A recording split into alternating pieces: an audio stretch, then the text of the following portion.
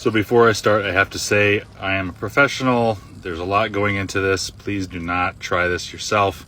TikTok has been taking down my videos like crazy lately because they think they're dangerous hacks. But anyway, here is a difficult and often dangerous thing that I have to do. The glue in these traps is easily neutralized by any kind of oil that you might have. So I'll explain that in the next one, but I like to use a spray oil when I can, especially if I'm in the field like this. I'm not always able to take it back to my building to do this. It's ideal if I can do this in a controlled environment, but sometimes like this one, it's just too much on the head and neck and mouth to where this snake, if it just makes one wrong move, it can start to suffocate. So there's just no time to do it. So I go to the release site, make a little area, and work with it like this. It might look like I'm pulling on the snake, like I'm tugging on it. I am not. I'm putting just a little bit of force on there. And basically what I'm doing is I'm holding it steady. I'm not pulling, I just put to where there's a little bit of tension so that glue starts to move just a little bit, and then I just hold it perfectly still. So it's not actually hurting the snake in any way. I'm not pulling on the snake, I'm just holding it still, and that the glue starts to slowly unravel in that oil.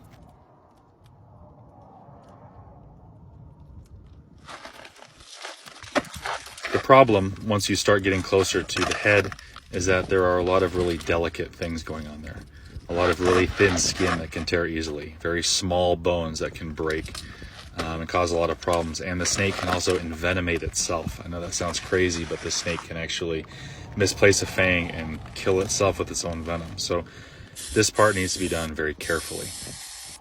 I usually just completely slather the area with the oil if I can, just to give it a little bit more room to work with. And then I put my hook gently underneath the lower jaw so that I can control it so the snake doesn't thrash. If the snake starts thrashing, I can stop it and stop it from ripping its own jaw off or envenomating itself this way. So I put the hook underneath the jaw and very gently, very slowly use a lever force to move it off in the same way. I'm not applying any force that's going to hurt it. I'm just holding it still, basically, and the glue works itself. A little more oil. Now it's down to that very small piece of skin that's attached to the jaw. It's almost there if I can do it without the snake thrashing and hurting itself at this point. It's kind of critical. And one more little bit here. There we go. The snake is free.